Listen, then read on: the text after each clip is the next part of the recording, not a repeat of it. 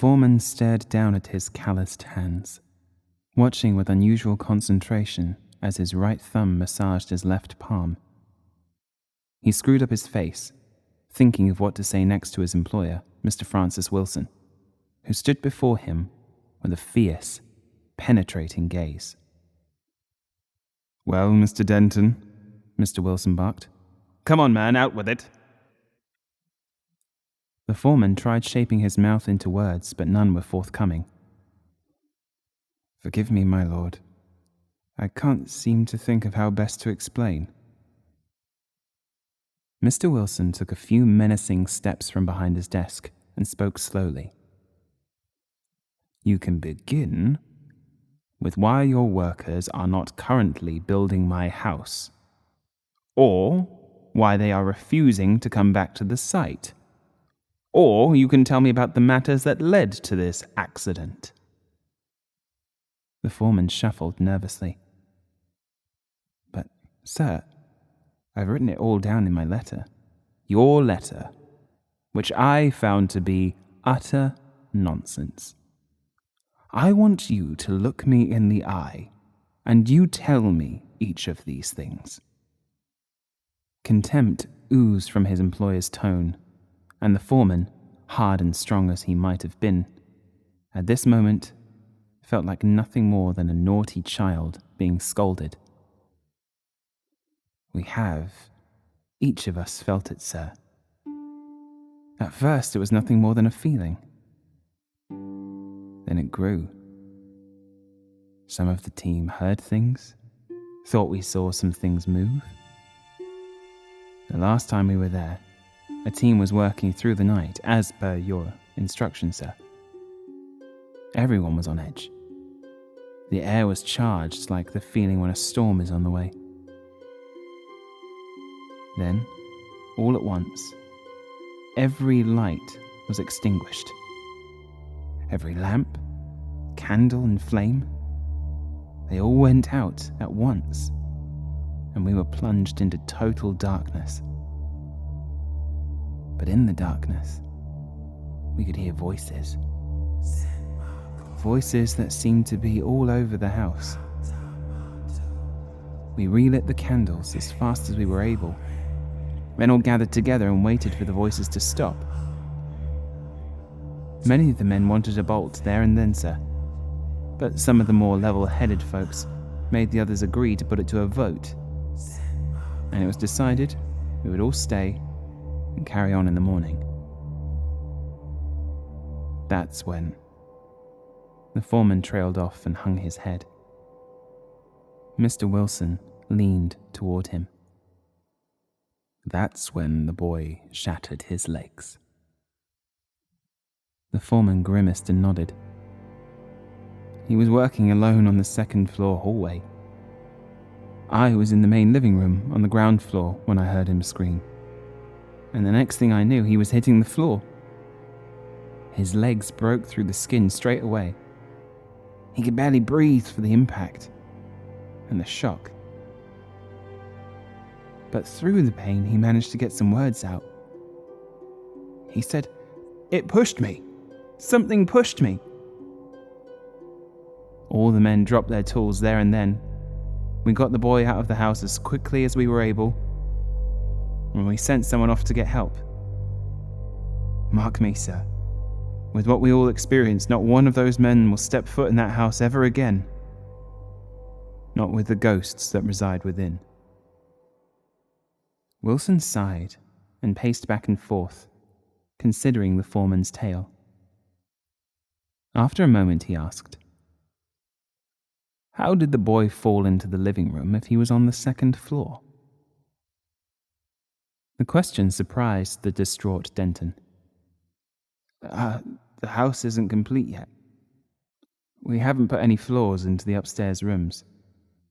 Currently, there's nothing between the ground floor and the ceiling." Wilson let out another disappointed sigh and stood to look out of a window.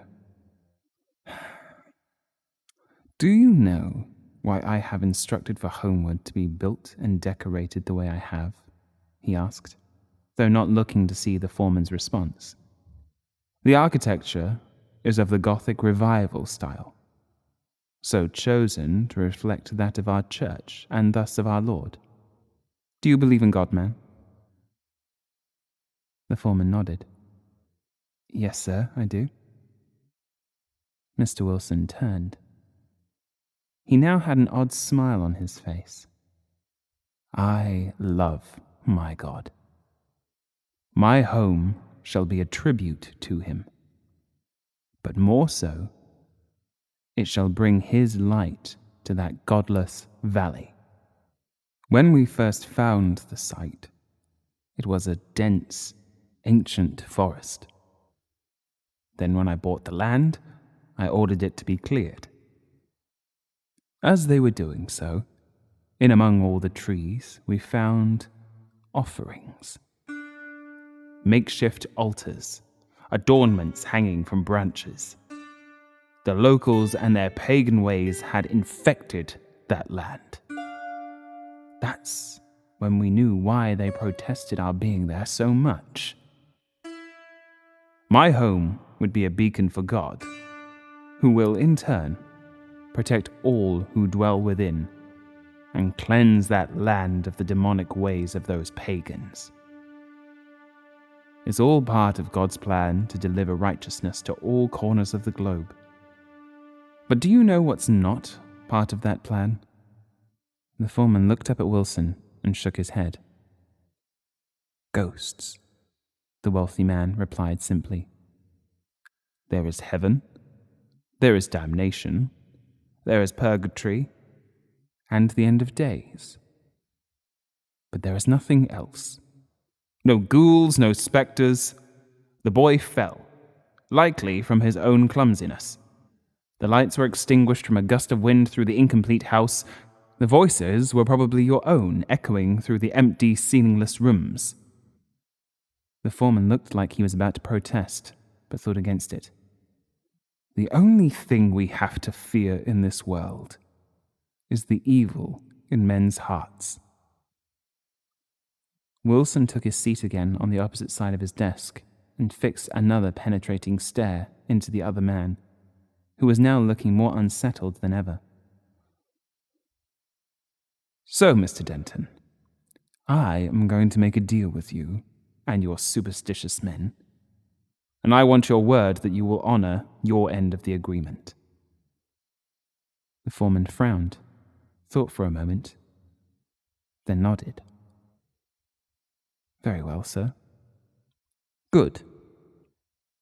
In order to prove to you and your men that there is nothing to fear, I shall spend an entire night alone in Holmwood Mansion. Should I spend the entirety of this evening without incident, you and your men shall return forthwith and resume your work on my house. Do you find my terms agreeable?" The foreman stuttered as he spoke again. "Sir, I'm not sure if I could speak for my men." "Are you a man of your word, Mr. Denton?" Denton scrunched up his face and bit his lip, agonizing over what should have been such a simple choice. Reluctantly, he nodded. The carriage ride was long and tedious. But as it approached the village that neighboured the Holmwood estate, Wilson felt rejuvenated. To lay eyes on those who sat in opposition to his God was a feat he took seriously, and he had no intention of looking weary before them. He would command their respect. From the window, he saw people in the street, dressed in simple woven clothing going about their daily lives. The torches along the paved road had already been lit despite it still being in the early hours of the evening. Workers from the mill were returning home to their cottages, where wives and children were waiting. When they saw the carriage, each one of them stopped what they were doing and stared in near disbelief. Looking upon their sad and unclean faces, Wilson nearly pitied them, though it was clear as he passed that they bore no love for him. This fact was compounded when something heavy struck the side of the carriage. He heard his driver cry an exclamation of warning and felt the carriage swerve as he straightened its course, throwing Wilson across his seat. He was startled, but only for a moment, and after regaining his balance, anger overcame him. He banged on the roof to signal to the driver to stop, then pushed the carriage door open. "Which of you threw that?" he shouted, hanging from the door, looming over the people before him like a vulture on a branch. The evening was cool and clammy. The sky was a calm twilight blue, but the flames of the torch flickered under his face, painting it the color of his rage. He looked as much a demon as these folks could ever have expected to see. Wilson saw a flicker of fright in the eyes of the younger ones. Good, he thought. If they will not respect me, then I shall make them fear me. Throwing stones anonymously is the mark of a coward. At least have some dignity and confess, he shouted to the crowd. No one answered. As I thought. Cowards, all.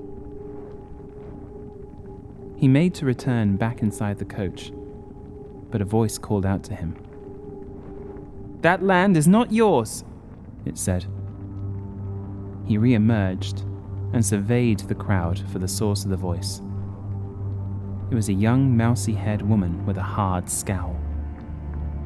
You dared to... Wilson started, but was cut off by a man of a similar age stood in a crowd behind the carriage. Those woods were ours. They can't just be bought and sold and built upon. You have no right. There were nods building among the throng. Wilson simply laughed. The woods were yours, were they? For your practice of black magic? Communing with the devil? Sacrifice? He smirked as he addressed them. Those woods were a gift from God, and you perverted them with your heathen practices. They had been corrupted, and it was my responsibility to see that corruption was cleansed. And on the site of that blasphemy, I shall erect my home as a haven of God. I have no right? The land cannot be bought and sold? Please, find a court or a law that would agree with you. In the meantime, I have a duty given to me by God, and I will see it through. The crowd simmered with anger, but no one responded. Wilson gave a final sneer, and before he retreated back into the carriage, he turned and gave one final address to the village, his words dripping with menace. These behaviors will not be tolerated for the future. Satisfied his point had been made, he returned to his seat, closing the door behind him, and knocked for the driver to move along. Holmwood lay in a low valley to the west of the village. The carriage snaked its way down the mile-long dirt track that led to the house, racing against the deepening darkness of the evening. At the bottom of the hill, they turned a corner into a clearing, and the mansion came into view. Reaching up into the sapphire sky, the resplendence of the exterior was undeniable, and Wilson was surprised at the quality of the work that had been completed. Everything seemed to be as he had requested. But despite his satisfaction with the appearance of the outside, there was no trace of light from within, so the house seemed like a dead leviathan, or an ancient monolith from a forgotten civilization, rather than his new home.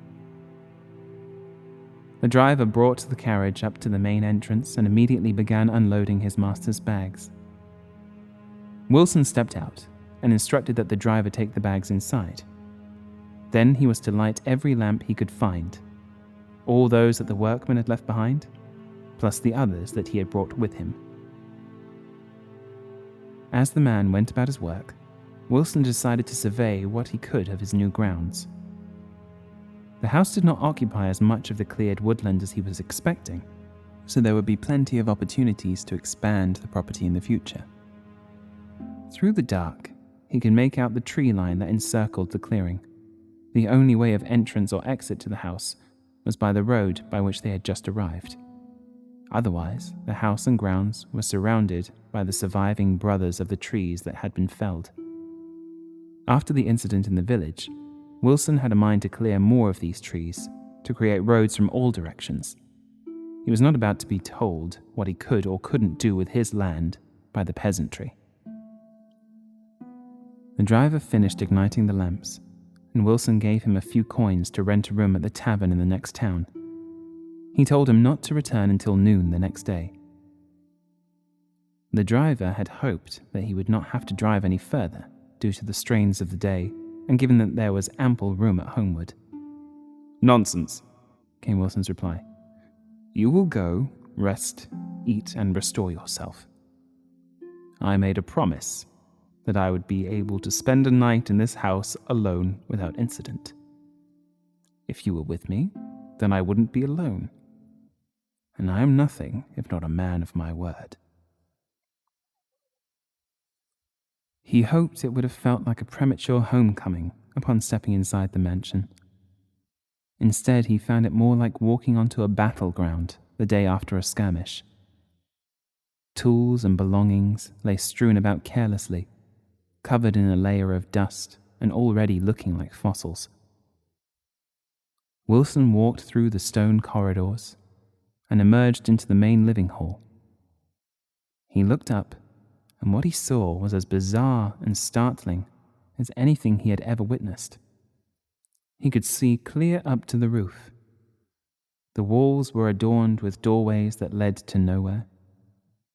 Fireplaces suspended in the middle of those walls had no earthly way to be accessed. Fan columns stood erect with nothing atop them to support. Archways and struts spread from wall to wall, looking so much like bones that Wilson suddenly had the feeling of inadvertently wandering into the belly of a whale. He was disgusted that his grand design had been abandoned unfinished, and made a mental note to make sure that Denton and his men were duly penalized for this lost time. He tread carefully across the bare floor, but his footsteps still echoed throughout the empty house. He took in what work they had actually completed. At the east end of the room, in a shadowy place just before the wall, he could make out something on the floor, though couldn't see it clearly in the dark. He raised a lamp and shone it upon the floor, bringing the dark shape into view.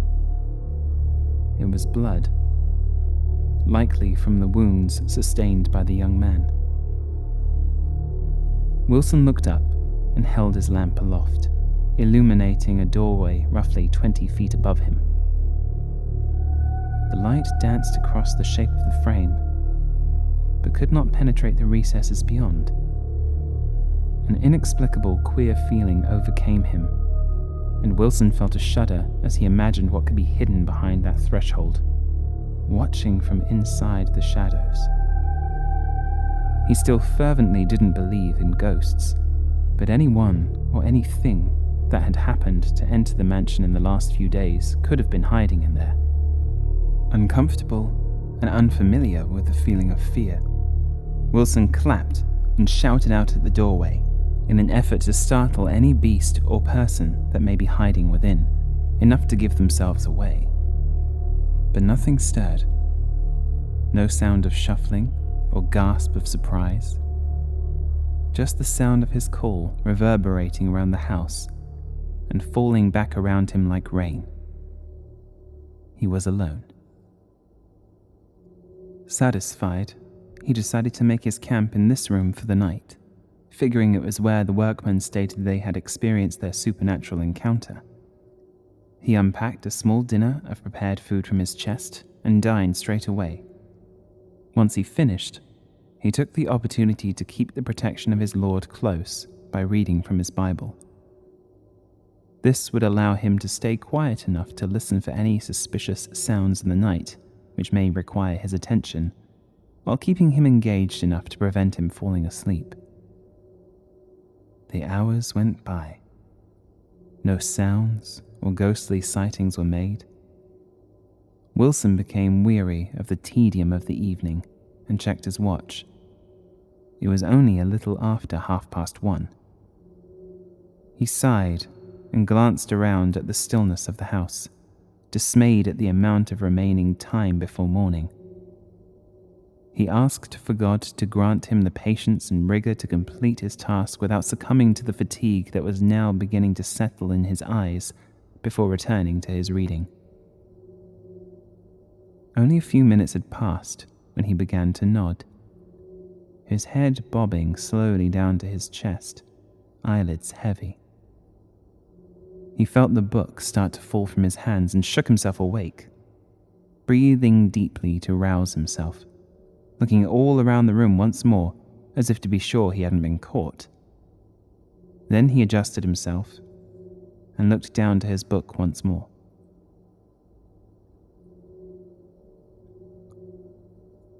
Then, without warning, every lamp was snuffed out.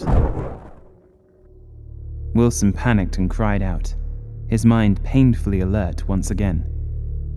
He scrambled to his feet and looked all around him, but could not see anything through the blackness he was now surrounded by. He waited for his eyes to adjust, but for a time that felt like forever, he was completely blind. Then came the voices. Wilson couldn't believe what he was hearing, just as the foreman had described it. A wave of terror washed over him, making him shudder. But he was not willing to give in. He listened, trying to make out what the voices were saying. There were many voices, speaking all as one, and from the few words he caught, they were speaking in a language unknown to him. But what he found most curious was that although the voices were quiet, they were not whispers. Instead, they were full-throated, chorus-like, but sounded like they were coming from far away. It was then that he spotted a light from outside, small at first but growing brighter. He ran to the nearest window and looked out. Down in the trees, the light was getting closer. It shone like a torch flame, fire flickering across the branches, casting shadows. Then he spotted others. Smaller lights, but far more numerous, until the whole forest looked as if it were ablaze. The first light broke through the tree line, and Wilson gasped. It was larger than he originally thought, much larger. And high above the grassy clearing, it hovered.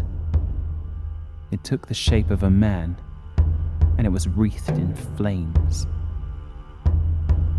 Wilson looked at the demon approaching his home and clutched his Bible closer still to his breast.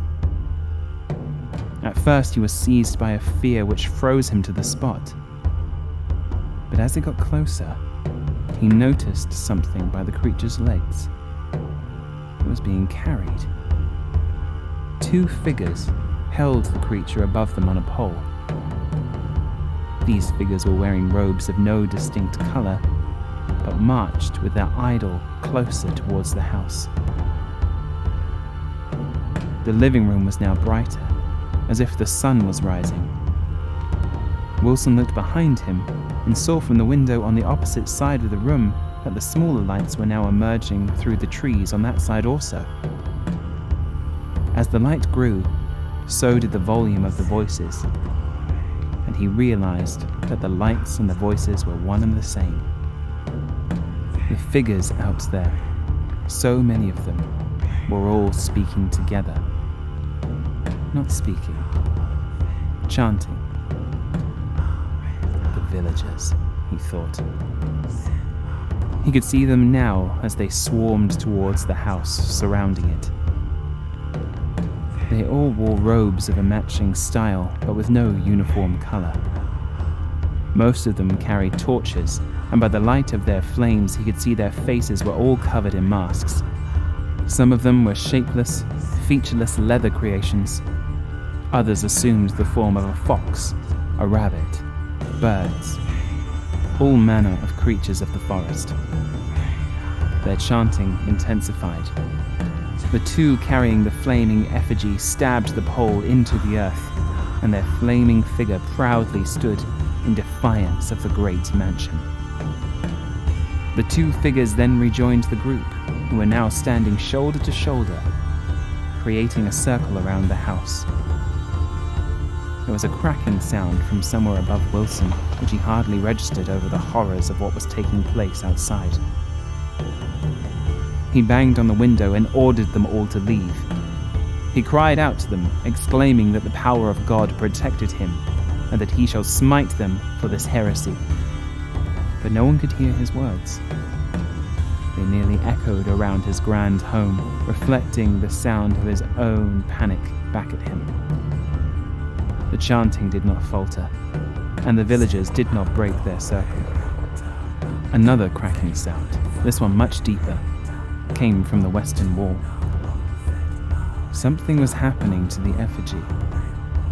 Wilson watched as the flames ate deeper into the figure, and one of his extremities broke off and fell to the ground, scorching a patch of grass.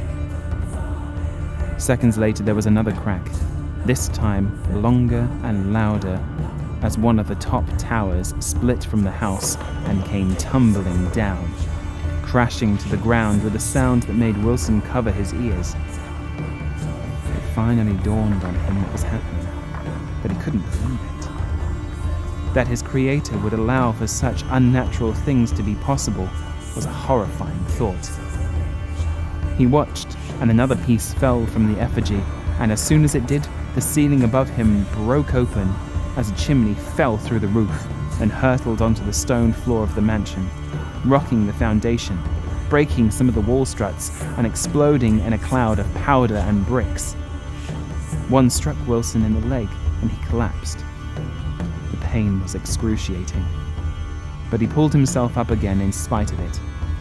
He needed to escape, but once standing, he discovered he couldn't put any weight upon it.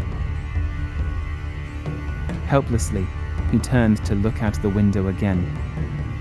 The heretics continued in their dark chorus.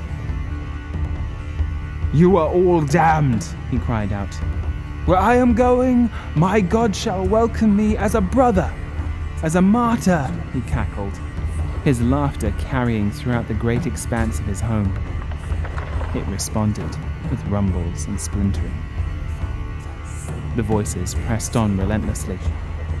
Wilson dropped to his knees, pressed his hands together, and began to pray.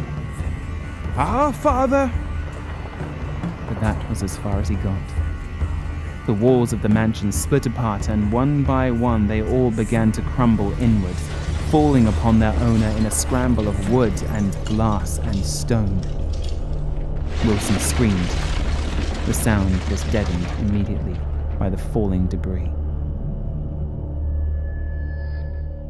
The effigy had succumbed to the flames entirely, and the pole that held it now burned unadorned. The house was completely destroyed. The masked figures ceased their words and took a few moments to absorb the sight of the ruin until it was quiet and still once more. No one stirred within. No one ever would. Then, a figure in a mask decorated with antlers turned and led the procession into the trees, which gladly consumed them all and each of the lights of their torches, until the ruin of Holmwood Mansion was left once again, alone and in darkness.